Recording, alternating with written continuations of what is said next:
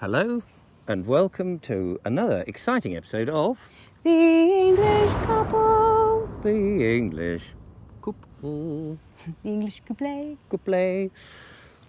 Today we're in somewhere very different. We've come back from our boat that you would have seen us, and a few weeks have passed now since then. Sorry it's been so long to get... Hectic weeks. Hectic weeks. So yeah, sorry it's been so long to get out all those episodes in one big flurry. And they've been drawn out a little bit. However, I haven't gotten to grips with the editing yet, so No. Richard's still, unfortunately, relied upon for that. So today we are in Southend-on-Sea. Southend-on-Sea in Essex, and we came up last night. I had to give a talk to some people about some stuff, and then we thought this morning we would go on the pier. And I've been very, very excited and looking forward to it for some time. Because the pier is a mile long. Yeah, we've been talking about this pier, this mile-long pier, for a couple of years now. And if I turn the camera around, anticipation has been high. Here we go. You'll see that there Is a ruddy long pier. is a ruddy long pier, but with a broken bit on the end. It's not really broken. It just looks it's like it's been plopped on the end. It's only after 9:30ish. It doesn't open for another 45 minutes. And we're on a little bit of a restricted time. So we were going to walk along the pier, but it did dawn on me that once you get going on a mile-long pier, after about 5 minutes... A mile-long pier that has had most of, or if not all, of the amusements removed from it. There's not much to see, other than the fact... And also the tide is out. Yeah. It'd be more fun if the tide was in, Yeah. but out the far end. But anyway, there's lots of other things to see. The tide is out as far as Worthing Pier goes to. Yeah, it's probably at least 3 or 4, I reckon, Worthing piers. Yeah, it's amazing. It is an amazing thing to see. So we thought we'd show you the other sites on the seafront here at Southend, I think then. By the way, we Is might it Brighton? appear Is it Worthing? Is a it little, Portsmouth? Yeah, we might appear a little lacklustre. We're just a little bit tired. I'm going to go this side of you because of the sun. The sun, oh yeah. So yeah, there's the pier. We don't really know. We stayed over in a very nice guest house, didn't we? We did. It was beautiful, beautiful guest house and very well refurbished and everything. We had Really a lovely breakfast. But Yes. the beds were, no disrespect to the guest house, were a bit knackered. And I fell asleep, but I did sleep right on the edge. Yeah, the to bed get the was most soft firmness. for you, wasn't it? Yeah. I have a hard bed. Yes. I used to lie on a bed of nails. So that's So the hard bed is a step up, yeah, absolutely. or is it a lay down? It's a soft bed is very difficult for me. Find out. I thought he was going to walk into that post there. It's a very ornate post, but still, No. don't want you walking into it. So here we go. Lots of so we've just sneaked down to the area there so we could see. So we're down here by the lifeboat. I suppose we could have walked the other way towards the pebbly beach and the That's true, but I just wanted to kind of give an overview. Of the overview. end. So this is at 9:30 on a Saturday morning, and they don't get up early and come down to the beach. Look at that enormous hotel over there, Park Inn Palace. Absolutely colossal. I wonder if you can actually park in that palace. I wonder if they've got parking underneath, because there must be Might have. a lot of people coming down thinking, well, where do I park? We don't know, because we've parked our van up near where we are staying, and we were very kindly given a lift, but we don't know if when you park down here you have to use your phone to do the parking. Or whether you could use cash in a machine. And we are cash people. We want to try and keep using cash. I don't like having to keep taking my phone. I've left my phone back in the van. The last car park I tried to use, that I discovered was actually use your phone only to pay. Well, I had to leave because I just didn't want the hassle. I mean, I've got very little storage space left on my phone. I didn't want to upload, or download rather, another app. Another app. Always another That I had app. to change my pocket. And, oh, that's right, the signs. The signs were making out like, oh, you don't have to go searching for a machine. I blimmin' want to, actually. Yeah. Thank you very kindly. I remember the old days when you had a parking meter on a pole and you just put your 20p in or your 10 pence in and a little dial would flip up and then it would slowly count down. Where are we going? Are we going I don't know. up on the road or carry on this way past all this? This way. Going back to that big hotel that you pointed out, the Parkin Palace. Yes. It's like a larger version of some of the ones that are on Brighton seafront, Yes. and larger still than the Worthing ones. It's so lovely. It's really nice. It's like home from home. It's a seaside town like this. I'm not sold personally on all the funfair, the over-the-top amusements and all of that. I'm too much in the old world. I like the old-fashioned way of doing things rather than, you know, these big amusements and. Well, And it's great for the I understand kids. what you mean, but I mean, this is better than the sterile that I've seen some places. I'm sedate, you see. That's my problem. I've gone back in time. I would like a much more Victorian experience. Well, so would I, but Then- we don't get that these days. I know you don't. It's not an option, apparently. You know, rather than these great big amusement things. But it's not designed for us, is it? It's designed for younger people on holiday who just want to have a bit of fun. And I'm not saying that's a good thing or a bad thing. No. Just saying this is what Southend is. We've, so I'm just adjusting the camera now. So. It is what it is. But one of the things we have noticed, and I don't want to get into all of this conspiracy stuff on this channel, but we have noticed a lot of Big. concrete blocks, Oh, yeah. and also, which, you know, stop vehicles getting onto the pavements like why would they anyway? Maybe Yeah. that's an anti-terrorist thing. Here's some. They're like big Lego blocks. Yeah. But apparently they're everywhere. All of these. They've painted them. Oh, yeah, they painted them to make them look all very friendly. But also, there are a lot of these very big new masts coming in, and I think they might be the 5G masts that people, should we go up here? Yep. That people are slightly worried about because of the radio frequencies and what they can do to you. But anyway, we'll worry about that on another channel. Yes. So in the daytime, on a beautiful day, we've had such lovely weather recently, haven't we? We have. It has been beautiful.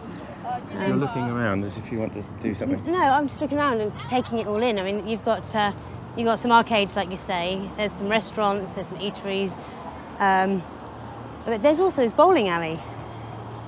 It's quite cool. Do you go bowling?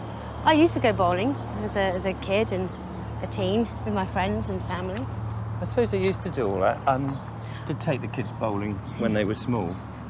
I don't tend to do that now. I'm much more, if I'm coming to a different place like this, I want to sit and read a book, enjoy the sun, and have a bit of peace and quiet. That's why I'm sort of.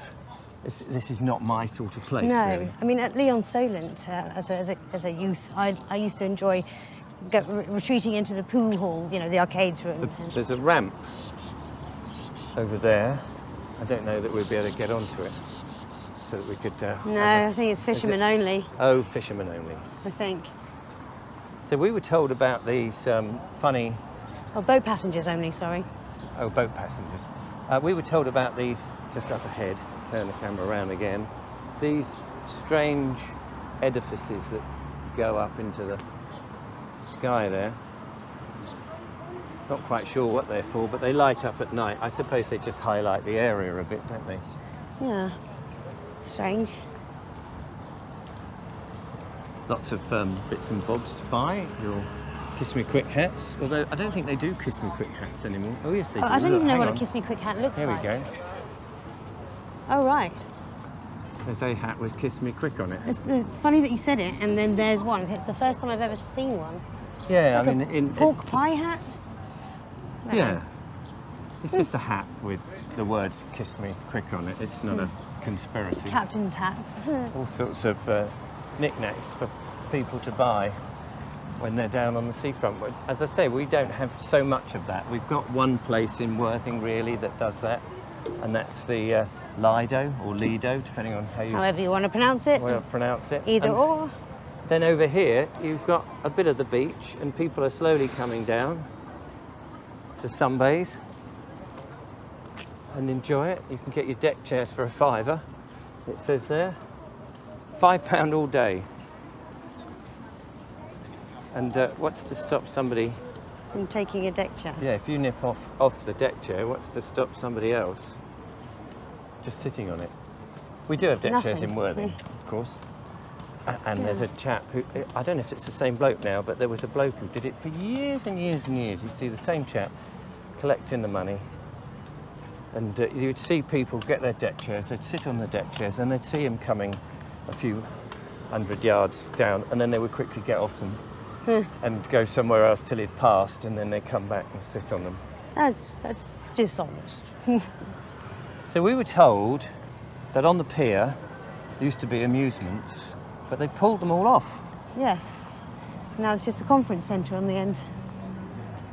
Why would you put a conference centre on a pier, let alone at the end of a mile-long pier? Yes, it's very odd, isn't it? Because who's going to be using that conference centre? Business people. Can Davos meet there?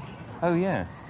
And if they do... Is it nice and convenient? It'd be a real shame. I mean, it is a lovely end of the pier, isn't it? But, you know, not that I've been there. All those people from the think tanks that normally go to Davos, they could go there and then you just cut the pier up and they're stuck. They couldn't get off. It's got one of these levitate things... a pyramid onto them. ...that they have at Worthing, only a bit more fun here. Worthing's one is a little less fun. Worthing's one has loads of rocks between it, which is a bit dangerous, really, if the kid slips. But we've got fish and chips, and all the big corporation stuff. Your Tango stuff, a bit of stuff for the kiddies over here. So if you've never been, this is what to expect. Now, there's an interesting building over there. Should we go and have a look at that? Looks a little bit like the dome in Worthing, doesn't it? It's definitely a nice old Victorian something or other. Is it the Kurzel? Oh, it is. Oh, yes. We had a Kurzel, which is now, as you say, the dome.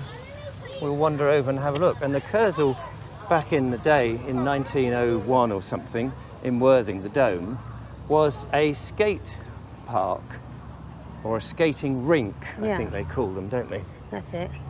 But roller skating For rink. roller, yes, not ice. Not ice. Roller skating, and that was very much the sort of fashion. So I wonder if this started off as that. I don't know what Kurzel means, but... No. I did look into it once, but it was a while ago, and I cannot remember.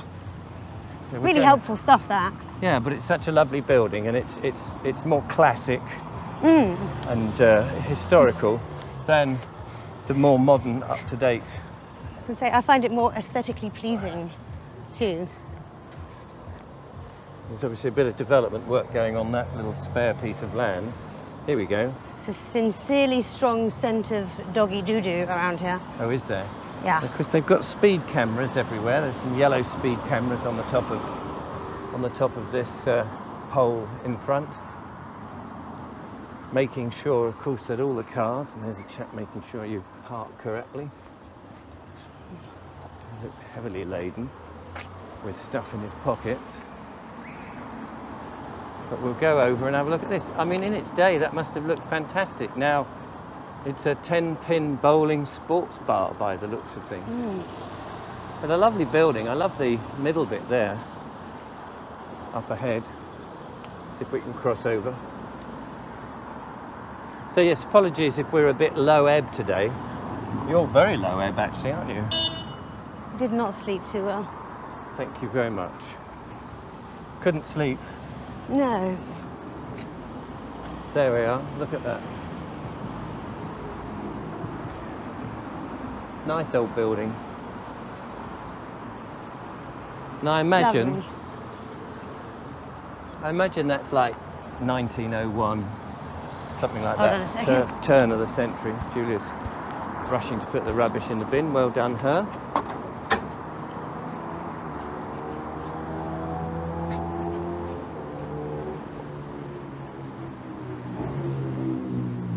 Because as I remember... Pardon me. Sorry about the noise of the motorbikes. Again, I comment on this every time. Why are motorbikes so loud? Do they really have to be that loud, or they do it on purpose? What I was going to say is, as far as I remember, of course, Southend is one of those places that in the late Georgian period, 1752, something like that, people started to get interested in taking the water, the salt water, And they would come down, and of course it became quite fashionable. People from London, day trippers, and people would spend time in convalescence for their health. Yeah. And take the water. And it's interesting now because we've just rediscovered, Julia and I, how... The wonders of iodine, which way should you say it? Well, salt, I was going to talk about. And salt. We were talking about the wonders of salt, and particularly fresh sea salt, Celtic salt, and how it has the minerals in it that you need. And we've been told since, I suppose, being a kid, that salt is bad for you. We mustn't have too much salt. Well, of course, table salt is full of caking agent or whatever it is. Essentially, yeah. Which is not a very good thing. But back in the late Georgian Victorian period, there we are, have a look down here, see what's going on.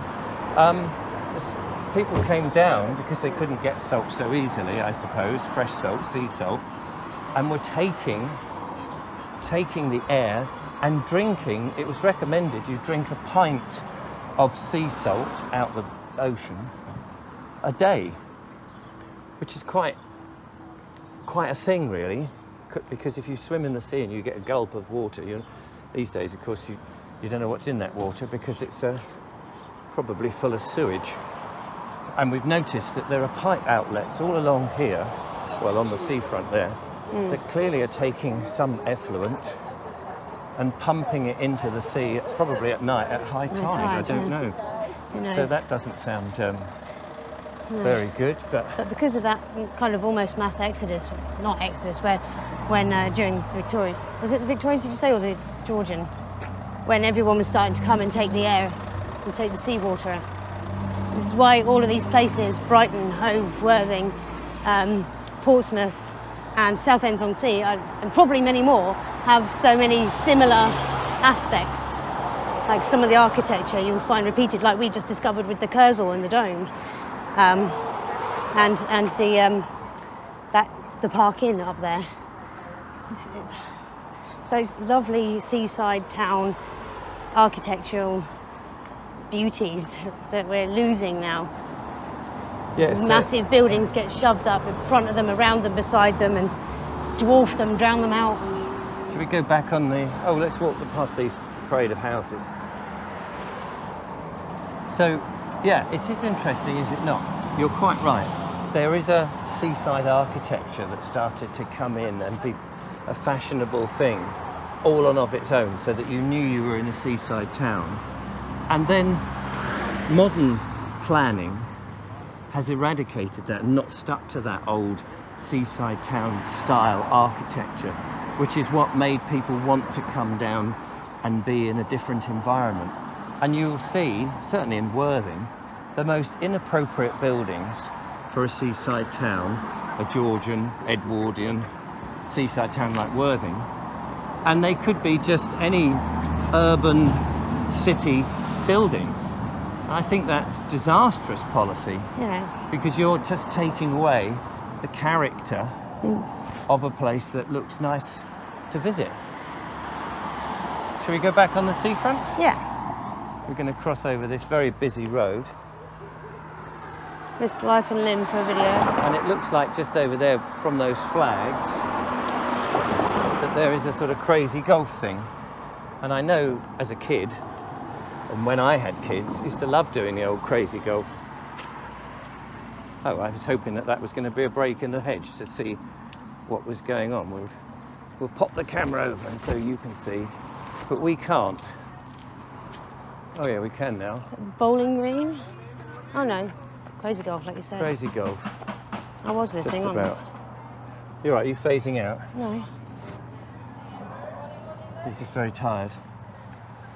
Well, we're going to There's head... lots to look around at as well, lots to distract my brain. Oh, sorry. Yeah. Well, Apologise. now, of course, Southend-on-Sea doesn't look actually out into the sea. It looks across the estuary back towards Kent. There's the pier in the big distance. And you'd carry on that way. I suppose eventually you get to Margate on the other side. And then you get into the North Sea. And as you come up this way, you get more of the commercial properties and the Premier Inn. The rabbit hutches. Rabbit hutches. And so on and so forth. And then we'll meander up there and we'll find our van. Yesterday on the way up when we came, there was some disastrous journey. Southend's a lot better down that way. Is it? Thank you for... Beautiful. There we are. It's much better down that way. Yes, actually, someone did say to me yesterday when we left our B&B in the morning, we should turn left. Instead Because of that's right. the best section. I said, well, we're hoping to go on the pier. And she's like, oh, you'll have to turn right then. Sorry about that, she said. Didn't know what she meant. Now I think I do. So there we are. We've taken you to the wrong bit. Classic of us. Well done, us. What I was going to say was that we had trouble getting through the Dartford Tunnel, the crossing, because of, I think they're doing some roadworks to it or some repairs. So it wasn't brilliant yesterday. We had a long journey, up relatively late, and then we're a bit tired. So I think we'll end now because I think we're being a bit lackluster in today's episode. So I'll leave you with a little view across the estuary. So thank you for watching, and we'll catch up with you, hopefully a bit more bright and cheerful. Not in Brighton, but somewhere. Oh, I can't show you. Look, the wall is coming up now. And there it is. Till next time, Julia and I. Bye.